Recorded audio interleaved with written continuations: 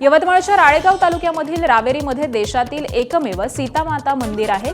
इथं सीता नवमी निमित्त स्वयंसिद्धा सीता पुरस्कार सोहळा हा पार पडलाय। यावेळी समाजामधील कर्तृत्ववान संघर्षशील 9 महिलांचा गौरव करण्यात आला।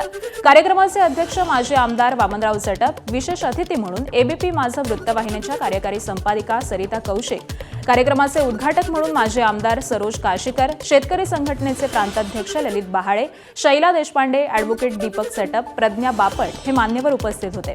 25 वर्षांपासून स्वयंसिद्धा सीता पुरस्काराचं आयोजन शेतकरी संघटना करते। पतीच्या निधनानंतर किंवा घटस्फोटानंतर हिंमत न हारता संघर्ष करून आपल्या मुलाबाळांचं संगोपन करणाऱ्या कर्तृत्ववान महिलांचा सत्कार यावेळी करण्यात आला।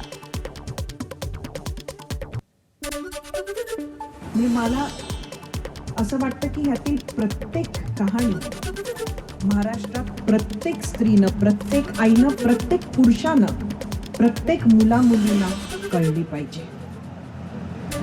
आज आपण खरंच इथे महिलांचा सत्कार करत नाही आहोत, तर आपण ज्यांच्यात आशा आहे, ज्यांच्यात धैर्य आहे, त्या आशा, त्या धैर्याचा सत्कार केला आहे।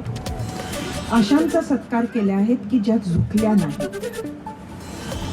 आशांचा सत्कार आपण केलेला आहे की ती आशा जी मेली नाही, आणि आशा शक्तीचा सत्कार करत आहोत की जी तुटली नाही।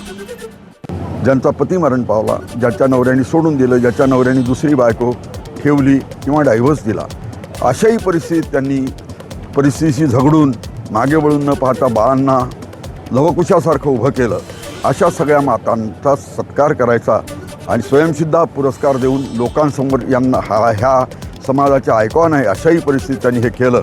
आणि म्हणून तुम्ही सगळ्या समाजातल्या घटकांनी महापूर कवितेतल्याप्रमाणे मोडून पडला संसार तरी तुटला नाही कणा, पाठीवरती हात ठेवून फक्त लढ म्हणा।